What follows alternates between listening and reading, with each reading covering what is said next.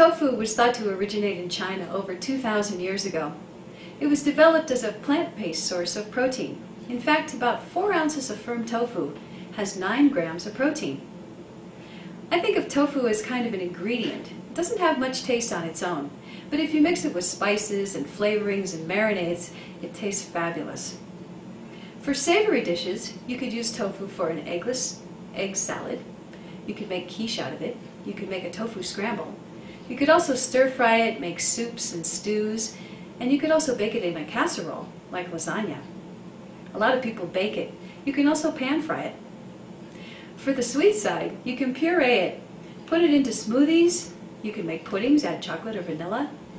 Pies are also very good, and a lot of people use tofu for brownies and muffins and all sorts of other baked goods. Now, tofu can be found in just about every grocery store these days, but with just a little extra effort, it's hard to beat the fresh taste of fresh homemade tofu. Today I'm going to show you how to make soy milk, and then we're going to turn the soy milk into tofu. It takes about 2 hours to make this, plus you need to soak the beans for 8 to 10 hours. Here's the equipment you'll need.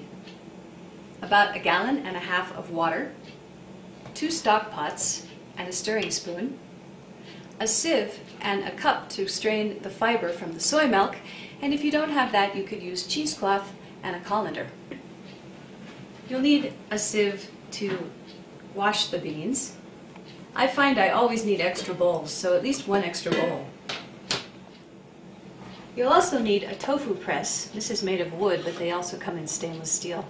3 parts. This fits on top. You'll put some cloth or muslin inside, which will be used to strain out the curds from the whey. Once it's all in there, you would cover it up and press it down with the top. You'll need about 2.5 cups of soybeans, which is either a pound or about 450 grams. And the coagulant is called nigari. You'll need 3 to 4 teaspoons of nigari. If you can't find nigari, you could also find calcium sulfate, which is a mineral also known as gypsum. You'll need a thermometer. And lastly, you'll need a food processor. These are dried soybeans. You'll need about 1 pound or 450 grams or 2.5 cups. We'll need to rinse them and cover them with water and soak for 8 to 10 hours. After 8 to 10 hours, your soybeans will look like this.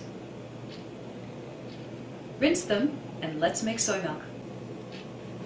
First, we'll need to grind up the soybeans. Put your soybeans in your food processor, cover it with water, and grind them for 4 to 5 minutes until they're pureed. Okay? Grind the soybeans until they turn white and about the consistency of cream of wheat. Because soybeans are really sticky, wash all of your pots and pans right after you use them. Put the pureed soybeans into your pot. I'm using 2 pots today because it tends to boil over. If you had a large canning pot, like a 20 to 33 quart pot, that would... This is where you use your gallon of water. I'm going to divide it between my 2 pots. Bring everything to boil, lower to simmer, and cook for 15 to 20 minutes. As you can see, there's quite a bit of foam on top of this. When it's simmering, you'll need to tend to the pot very carefully so that it doesn't boil over. It's been simmering for about 18 minutes. I stirred all that foam right back into it. Now we're going to strain out the soybeans. Ladle your soy milk through your strainer. You'll see that the ground soybeans get left behind. Many people use this product. It's called okara for baking, in bread, or even in burgers. After you've drained the soy milk out of the okara, there's still more soy milk in there.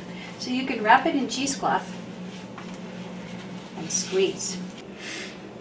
After you've squeezed that okara, you'll have a little bit of soy milk left. Add that to your clean pot, and we'll bring this to about 180 degrees. Dissolve 2 to 3 teaspoons of nigari in 1 cup of warm water.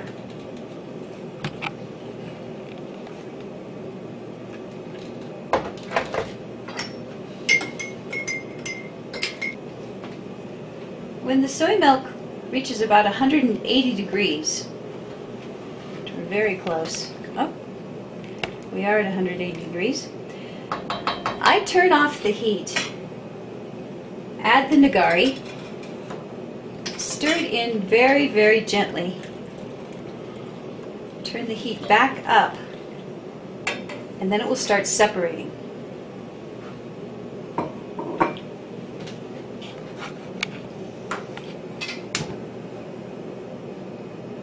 You can see it happening already.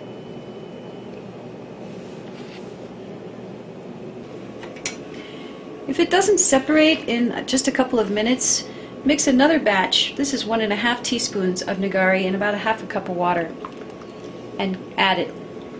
Sometimes it takes a little bit more of the nigari to have it separate properly. Stir gently. Now you can clearly see that it's separating and turning into curds, looking like curds and whey actually.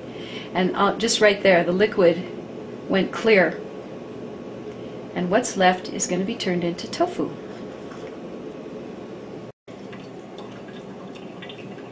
Just ladle the mixture into your tofu mold, and we'll let it drain. Once you have all the curds in the box lined with muslin, wrap the muslin around it,